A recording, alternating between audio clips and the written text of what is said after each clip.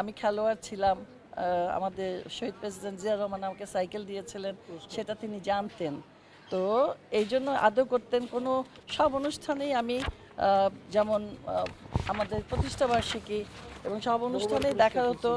এই জন্য এই যে ম্যাডাম আমাকে নিজ হাতেও দিয়েছেন, আমাদের মির্জা সাহেব দিয়েছেন, তো মহাসচিব আর কি।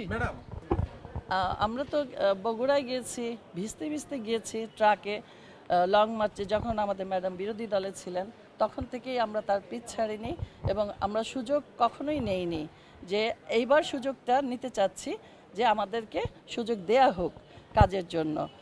তো ভিজতে ভিজতে গেলাম, আমাদের জ্বর কি ঠান্ডা কি আমরা এগুলো কিছু দেখিনি।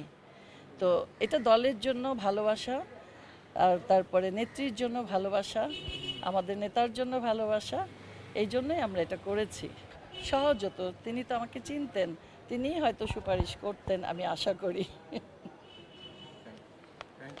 তাদেরও উচিত বেছে বেছে যারা কাজ করবে তাদের মনোনয়ন দেয়া।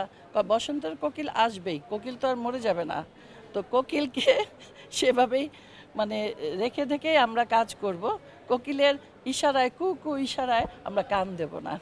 দলের পক্ষ থেকে আসলে কি ধরনের পদক্ষেপ নেওয়া উচিত মানে বাছাইয়ের ক্ষেত্রে?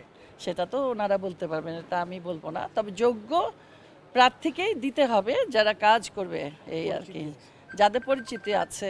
কারণ আমরা একটা শিল্পী মানুষ, এক জায়গায় দাঁড়ালে হাজারটা মানুষ দাঁড়িয়ে যায়, আপনাদের সামনেই প্রমাণ। আর পরিচিতি না থাকলে তাদের কথা কেউ শোনেও না, বিশ্বাসও করতে চায় না। এই জন্য আমাদের কথাটা মানুষ শোনে, যেহেতু দেখে পর্দায়, এবং আমরা সেইভাবেই চলেছি এত বছর। আমরা উল্টাপাল্টা চলিনি, তারপরে উল্টাপাল্টা কথাও বলিনি।